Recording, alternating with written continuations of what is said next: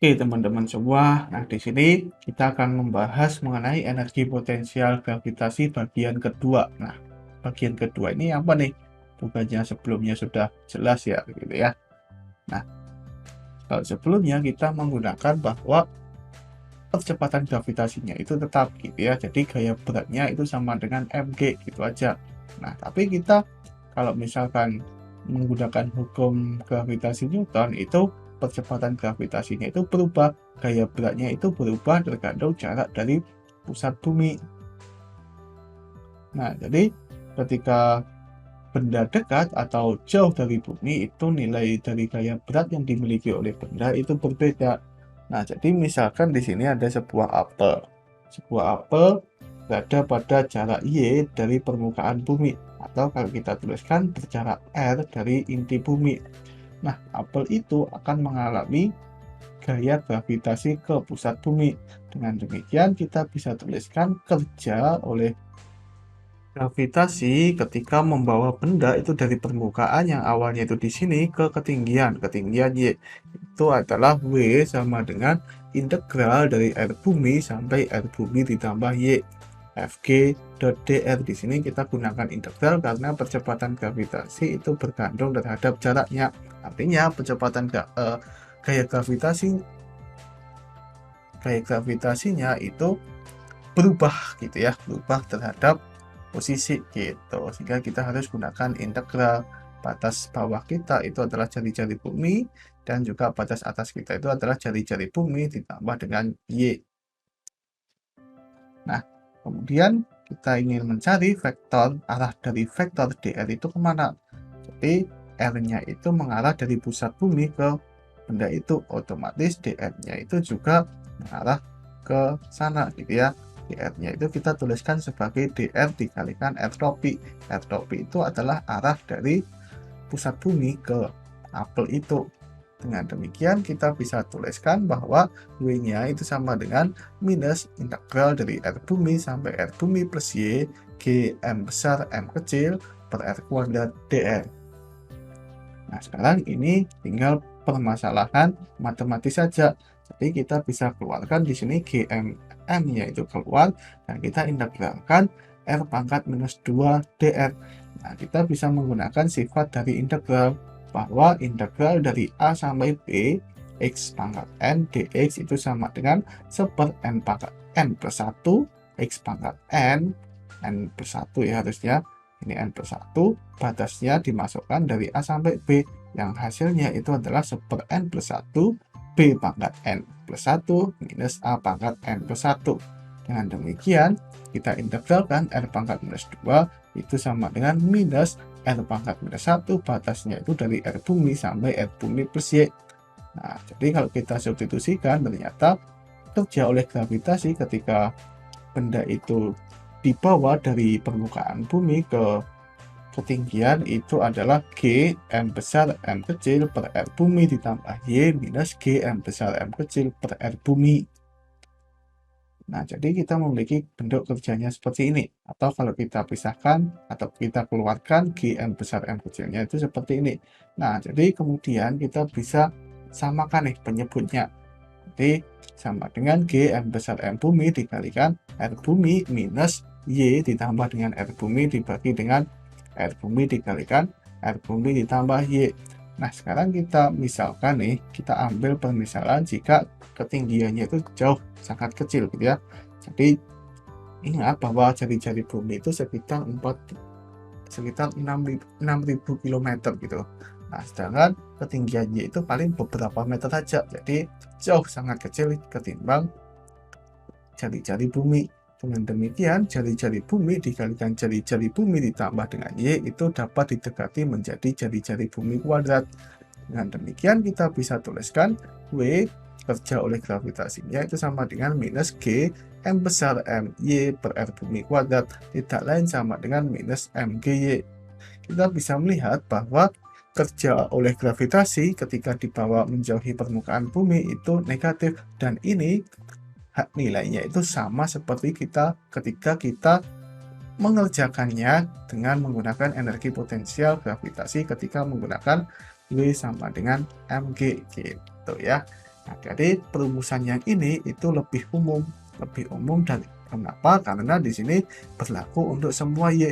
Kalau Y-nya itu jauh lebih kecil ketimbang jari-jari bumi, maka ini akan kembali ke perumusan sebelumnya. Nah, tapi kalau enggak, kalau misalkan Y-nya itu ternyata memiliki jarak yang ya mungkin setara dengan jari-jari bumi, maka kita nggak bisa melakukan pemisalan ini. Ya, pendekatan ini tuh nggak berlaku. Kita bisa langsung substitusikan ke persamaan ini. Nah, jadi selanjutnya, kalau misalkan misalkan kita integralkan batas bawahnya itu A, di mana A itu adalah sembarang tempat, sampai batas akhirnya itu R bumi. Jadi kita ingin mengintegralkan atau membawa benda itu dari entah tempat terserah sampai ke permukaan bumi ini, gitu ya. Nah, kalau kita substitusikan di sini, maka kita akan dapatkan bahwa G M besar M dikalikan 1 per R bumi minus 1 per A, gitu ya. Ini sebenarnya sama seperti sebelumnya, tapi hanya saja kita bisa langsung gunakan batas-batas integralnya itu dari A sampai R bumi.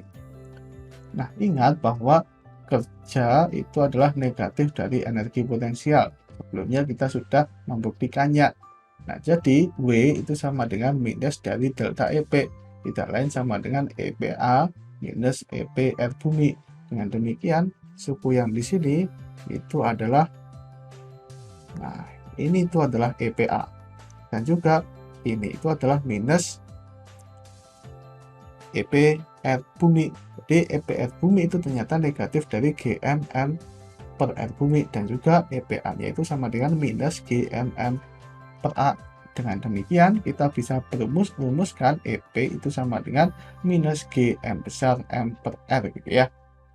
Nah, di video sebelumnya kita pernah membahas gitu ya, bahwa pada permukaan tanah di sini ketika kita tinjau di permukaan bumi, maka energi potensialnya itu akan sama dengan 0.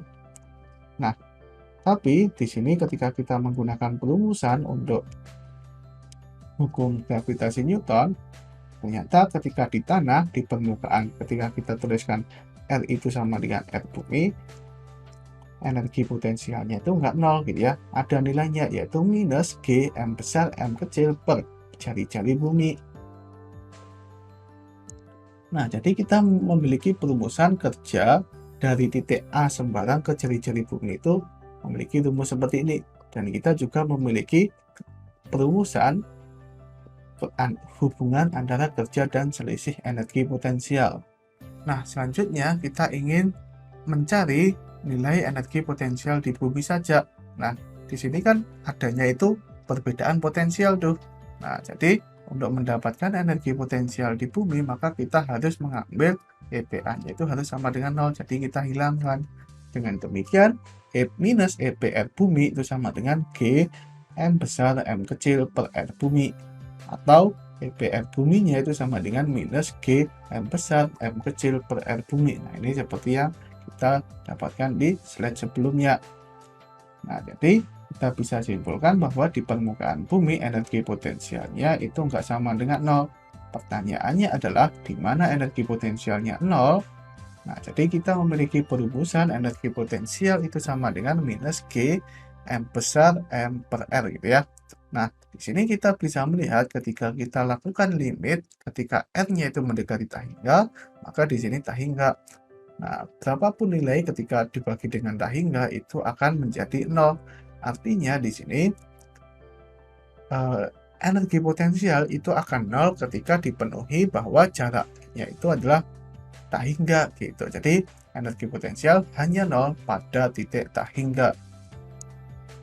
Jadi kesimpulannya di sini, kesimpulannya itu kita memiliki energi potensial gravitasi ketika berada di permukaan bumi, di mana nilai energi potensialnya itu adalah EP sama dengan mgy. Dan juga di sini diakibatkan dengan asumsi bahwa gaya gravitasi itu konstan, percepatan gravitasinya konstan. Nah, energi di permukaan bumi di sini itu 0. Dan juga energi potensial di tak hingga itu bernilai. tak hingga juga kalau kita masukkan Y-nya itu tak hingga. Dan juga di sini tuh maknanya bahwa energi potensial diukur relatif terhadap permukaan bumi. Jadi kita bisa menggunakan perumusan delta EP tadi dari integral. Kan kita sudah mendapatkan ternyata hasilnya itu seperti ini, MGY gitu. Nah, kemudian kita memiliki perumusan lain nih mengenai energi potensial gravitasi, di mana EP-nya sama dengan minus G M besar M per R. Dan juga kondisi ini dipenuhi melalui hubungan bahwa gaya gravitasi itu berubah terhadap jarak, atau percepatan gravitasinya berubah terhadap jarak. Dan juga energi potensial di tak hingga itu nol. Dan juga energi potensial di permukaan bumi itu tidak nol. Nah, energi potensial ini diukur relatif terhadap luar angkasa. Jadi, kalau di sini relatif terhadap permukaan bumi, kalau ini diukur relatif terhadap ruang angkasa. Ruang angkasanya itu malah ya tidak hingga, karena di tak hingga itu energi potensialnya itu sama dengan nol.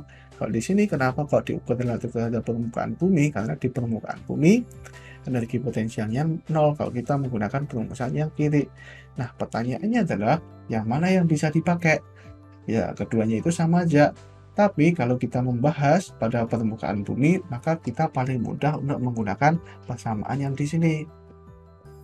Kalau kita bahas di daerah yang sangat tinggi dari bumi atau jauh, maka kita bisa menggunakan persamaan yang di sini, gitu ya. Jadi tergantung konteksnya saja.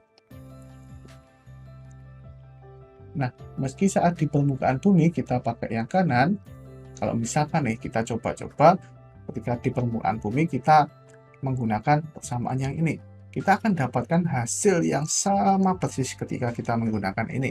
Kenapa? Karena kita sudah membuktikan tadi bahwa ketika kita tinjau di permukaan bumi, ternyata hasilnya akan kembali ke persamaan yang ini.